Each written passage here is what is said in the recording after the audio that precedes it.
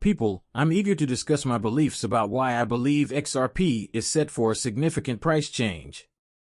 Given that we've seen an incredible $3 trillion flow, it's not out of the question for the retail market to raise it to, say, $4 or $5 overnight. That's just us in the crypto world.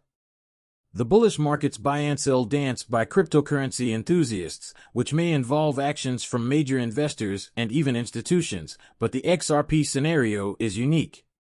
I would very much appreciate it if you could click the like button, select subscribe, and activate the notification bell. I've stated a hypothetical price of $25,000, regardless of whether it hits $5,000 or soars to $58,000 at this point.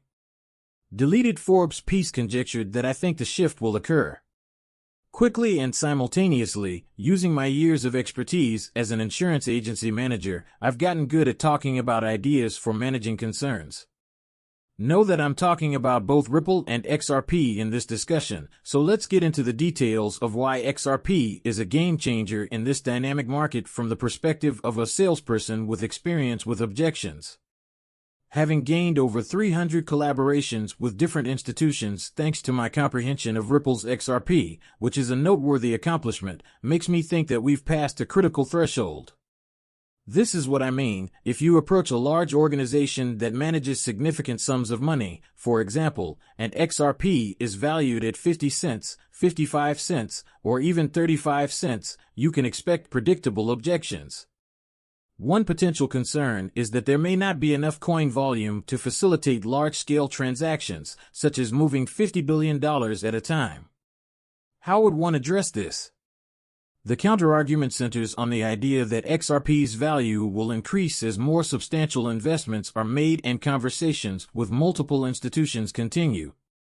For example, let's say I'm getting ready to meet with a potential partner today, and I already have over 300 agreements in place. This situation indicates that we've moved past the initial persuasive stage and are now largely focused on getting everyone on board. In my opinion, this is why the sale is a lot easier if I'm representing a bank and you're already dealing with several of my colleagues. As things stand, the main goal of XRP is to enlist these institutions in the waiting game. We're seeing with XRP could be caused by the design goal to meet the majority, if not all, of an institution's requirements before fully committing. In fact, another reason for this hesitancy could be a dislike of operating parallel systems, preferring to complete a switch at the right time, or perhaps a trial phase where both systems are tested concurrently. The pricing dynamics are an important factor to take into account, so let's say an institution is prepared to invest in XRP. Considering that a lot of their peers have already bought in, their instinct might be to buy the coin right away. However, XRP is a symbol of resentment, so some might advise against making this hasty purchase. The reasoning behind this is the potential impact on the market. If one institution purchases a significant amount of XRP, the price of XRP will inevitably rise. This might lead to an uncontrollably high price increase, with some partners possibly having to pay outrageous sums, influencing later buyers who might have to pay a substantially higher price. Although I've mentioned $25,000 in the description, there has been conjecture regarding the possible value of XRP, particularly in the YouTube community and on other content platforms. For this discussion, let's concentrate on the $10,000 figure. The objective is to prevent a scenario in which certain partners make enormous profits, not to drive up the price to the point where later partners are forced to pay significantly more than early adopters.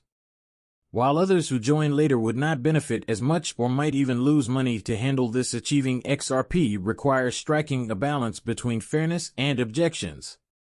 One way to control distribution would be to use an ESCR system or a comparable mechanism. This would entail distributing coins according to the amount of money that each institution plans to move, making sure that everyone receives a fair deal at the current rate. The idea is to first carefully assess the entire capital. Mobility and regular transaction requirements guarantee a steady and smooth flow of money without stressing the market.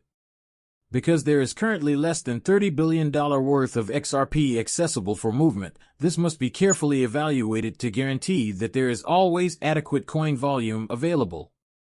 The goal of this technique is to preserve market stability and equity in the pricing and distribution of XRP among institutions. Unquestionably, the total number of coins in circulation is an important factor. This is especially true when taking into account the volume of transactions that large institutions manage. It is evident that in these kinds of situations, 50 cents per XRP will not be sufficient. Because of this, the idea of recalibrating the coin's value is not only conceivable but also essential once we are certain of the average transaction volume for each institution. We can calculate how many coins they will require to account for the price increase. This is an important factor after the switch is flipped, don't you think? Naturally, institutions would be worried about how this shift handles the concept of a set date. And in this case, a certain quantity of coins to be bought at the current rate becomes essential. Otherwise, how can they calculate their investment needs without knowing the future rate? The emphasis is on compliance and regulations. Is motivated by a desire to be ready for future standards rather than just being based on uncertainty or possible penalties. Institutions must comply with the guidelines set forth by organizations such as the IMF and the BIS by 2025. Which suggests it takes more than just knowing how to utilize a system like XRP to be ready for 2024 compliance. Rather, one must integrate and apply it in daily operations. For this reason, when advocating for Ripple or XRP in talks, the main cost is the objection that needs to be addressed. Institutions may have reacted quickly to XRP by jumping into investments, motivated by the desire to avoid missing out on possible benefits, but this is the point at which strategic management becomes useful. I think the hold-off isn't necessarily because of regulatory agencies, similar to the SEC, but more so because of the time frame of initiating these changes, which may vary depending on the conclusion of all required agreements. In addition, there are the transaction system's practical considerations. The platform's readiness and convenience of use for entering data and carrying out transactions transfer the effectiveness and user just as important as the strategic planning of the coin's value and distribution is how friendly this system is. The intricacies of this shift are indeed crucial, as they may result in a few $1 trillion flooding the market in the form of institutional money, driving XRP's price up to $4 or $5 despite the chance that retail investment. Several factors, including tokenization and other new developments in the cryptocurrency space, could make this the real game changer. The price could rise gradually to about $10, but institutional investment and other factors are likely to be key if XRP is to reach thousands of dollars per coin. This spike could happen very quickly. Your viewpoint as a sales representative, it is very legitimate to look for answers, knowing the cost is crucial. Projections and the quantity of coins needed by each institution, as uncertainty in these areas makes decision-making difficult. Being unable to give specific pricing and volume information could be a major barrier in any sales situation, but in one as complicated and dynamic as this one, it could be very problematic. It's not enough to only tell institutions what to do, you also need to present them with a well-defined plan and strategy that fits their budgetary constraints and requirements for compliance. This strategy is required to enable a seamless transition to the widespread adoption of XRP, particularly in light of the possible move to a higher price bracket fueled by institutional investment. Please keep in mind that the content in these videos is only meant for your amusement. I am not a professional financial advisor. I constantly advise people to do independent studies and speak with experts before making any financial choices. I appreciate you watching, and if you liked the video, please click the like button. Also, don't forget to enable the alerts so you can be the first to know when I upload new content. I can't wait to see you in the next video. Be careful.